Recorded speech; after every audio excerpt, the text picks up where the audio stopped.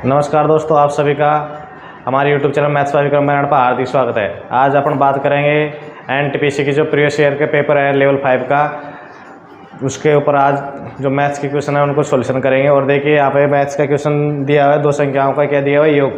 दो संख्या, एक संख्या अपन ने मान ली ए और एक मान ली बी। दो संख्याओं को योग कितना दिया हुआ अपने को 17 दिया हुआ है। और दोनों संख्याओं का गुणनफल, दोनों संख्याओं के जो वर्गों का योगफल यानी ए स्क्वायर प्लस बी स्क्वायर कितना दिया हुआ है अपने को 157। दो संख्याओं का योग दिया हुआ है 17 और उनके वर्गों का योग दिया हुआ है 157। और अपने से ज्ञात करवा रहा है ये कि दोनों संख्याओं के घनों का योग। क्या ज्ञात करवा रहा है? घनों का योग ज्ञात करवा रहा है। दोनों संख्याओं का घनों का योग क्या होगा?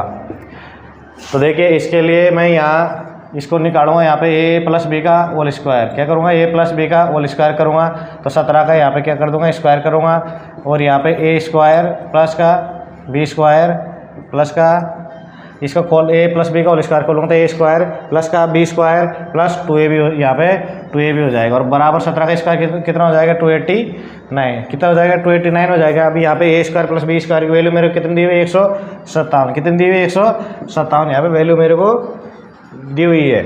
अब यहाँ पे प्लस 2ab है तो प्लस 2ab अपने को ज्ञात नहीं है तो प्लस 2ab मैंने लिख दिया। 289 है। अब यहाँ पे 157 को इधर ले जाऊँगा तो 157 क्या हो जाएगा? माइनस का हो जाएगा। तो यहाँ पे 2ab बराबर 289 माइनस का 157 मैं करूँगा तो मेरे को 2 3 और या 132 कितना मिल गया? यहाँ पे 132 मिल गया। तो ए भी बराबर करूँगा तो 2 यहाँ से भाग दूंगा तो यहाँ पे मेरे को कितना मिल जाएगा? यहाँ पे 66 यानी 66 मेरे को यहाँ पे प्राप्त होगा। अब ये पूछ रहा है इनके घनों का योग, तो इनके घनों का योग हो जाएगा ए स्क्वायर प्लस का ए क्यूब प्लस का बी क्यूब हो जाएगा। घन यहाँ ए क्यूब है और ये बी क्यूब है। ए क्यूब प्लस बी क्यूब करूँगा मैं इनको तो यहाँ पे सूत्र होता है ए प्लस का बी और ए स्क्वायर प्लस का बी स्क्वायर माइनस का क्या होता है? ए बी होता है। अब देखो यहाँ पे ए प्लस बी की वैल्यू मेरे को दी हुई क्या? 17 दी हुई है तो मैंने यहाँ पे 17 रख दी। ए प्लस बी की वैल्यू ए स्क्वायर प्लस बी स्क्वायर की वैल्यू मेरे को 157 दी हुई है तो यहाँ पे मैंने 157 यहाँ पे दी हुई वैल्यू को मान रख दिया। ए बी की वैल्यू मेरे को दी हुई है तो यहाँ पे मैंने 66 रख दिया। अब जैसे इसमें से कम करूँगा मैं तो यहाँ पे 1 और ये 91 इंटू 17 हो जाएगा। कितना हो जाएगा? 91 इंटू 17 हो जाएगा।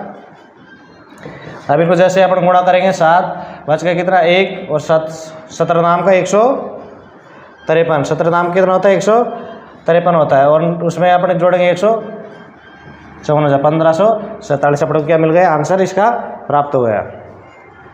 अब देखिए नेक्स्ट क्वेश्चन देखेंगे। अब नेक्स्ट क्वेश्चन में अपने को ये द्विघात समीकरण दी हुई है और ये ज्ञात करवा रहा है दोनों जो इसके मूल आएंगे उनका गुणनफल क्या होगा। यहाँ पे जो अपने को द्विघात समीकरण दी हुई है 6y स्क्वायर माइनस का 13y प्लस का 6 बराबर 0 दिया हुआ है। अब यहाँ पे देखो अपन द्विघात समीकरण का जो बनाने का सूत्र होता है वो होता है यहाँ पे y स्क्वायर माइनस दोनों जो मूलों का योग क्या होता है? मूलों का योग इंटू y। ये भी क्या होता है? ये हो जाता है माइनस का और यहाँ पे प्लस कर देते। क्या कर देते हैं? यहाँ पे मूलों का गुणनफल। मूलों को क्या करेंगे? यहाँ पे गुणनफल बराबर 0। ये अपने को कब, ये सूत्र अपन कब यूज करते हैं? जब दोनों अपने को मूल अलग अलग दिए हुए और उनसे अपने को द्विघात समीकरण जब ज्ञात करनी होती है तब यहाँ पे ये सूत्र अपन यूज करते हैं। अब देखिए इस सूत्र के माध्यम से ये आपने जो द्विघात समीकरण दिए हुए इसके अपने क्या निकालेंगे? मूल निकालेंगे। अब यहाँ पे क्या y स्क्वायर बिना किसी संख्या के गुणा के मतलब सिंगल है तो यहाँ पे आपने जो 6 दिया हुआ है तो यहाँ पे मैं क्या करूँगा?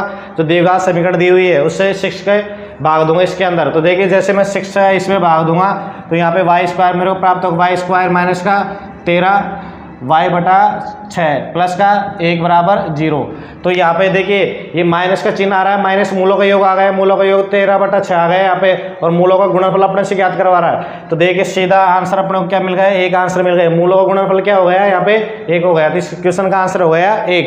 अब देखिए नेक्स्ट क्वेश्चन देखेंगे अपन। अभी नेक्स्ट क्वेश्चन में दिया हुआ एक वृत्त दिया। वृत्त की क्या बोल रहा है? 2 जीवाएं ए बी और सी डी।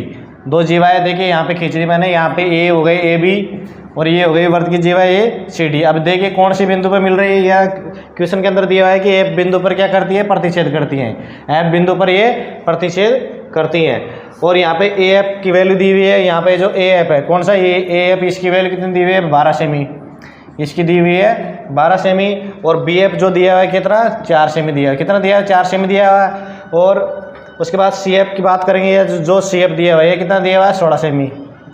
ये दिया हुआ है यहाँ पे 16 सेमी। अब ज्ञात करवा रहा है सी डी की लंबाई ज्ञात करवा रहा है। ये क्या ज्ञात करवा रहा है, सी डी की लंबाई। मान लो ये जो ये सी डी है ये अपने से यहाँ पे ज्ञात करवा रहा है। तो देखो अपने को यहाँ पे जो एक जीवा तो हो गई ए बी और एक जीवा हो गई सी डी, ये दोनों जीवाएं प्रतिच्छेद कर रही है, वृत्त के बाहर कोई बिंदु दिया हुआ है, ऐप उस पर प्रतिच्छेद कर रही है।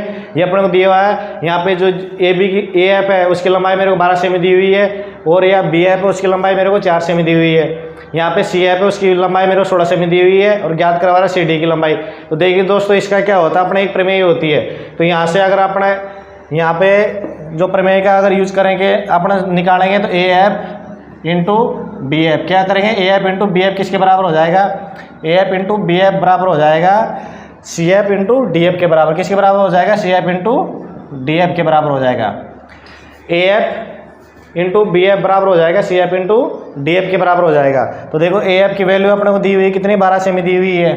तो यहाँ पे 12 सेमी इंटू जो बी ऐप कितना दिया हुआ है मेरे को, 4 सेमी दिया हुआ है। अब यहाँ पे बराबर कर लेंगे तो यहाँ पे दिया हुआ मेरे को 16 सेमी, यहाँ पे दिया हुआ मेरे को 16 सेमी इंटू क्या करूँगा मैं, डी एफ की वैल्यू मैंने यहाँ पे x मान ली। डी एफ जो यहाँ पे दिया हुआ है उसको मैंने क्या मान लिया, x यहाँ पे मैंने मान लिया। तो देखो 12 चौक 48 और ये 16, तो 16 से इसमें 48 को काट दूँ कितनी बार जाएगा, 3 बार। तो x का मान कितना आ गया यहाँ पे 3, तो यानी डी एफ की वैल्यू कितनी आ गई, 3 आ गई। अब देखिए यहाँ से जो सी एफ है, सी एफ की पूरी मान कितना दिया हुआ है, 16 सेमी दिया हुआ है, और इसका मान कितना आ गया, 3 सेमी आ गया। तो बाकी बच गया कितना, सी डी। तो सी डी का कितना निकाल देंगे यहाँ पर, 16 में से 3 कर दूंगा तो कितना आ जाएगा यहाँ पे 13 सेमी मेरे को आंसर प्राप्त हो जाएगा। तो इस क्वेश्चन का आंसर हो गया 13 सेमी।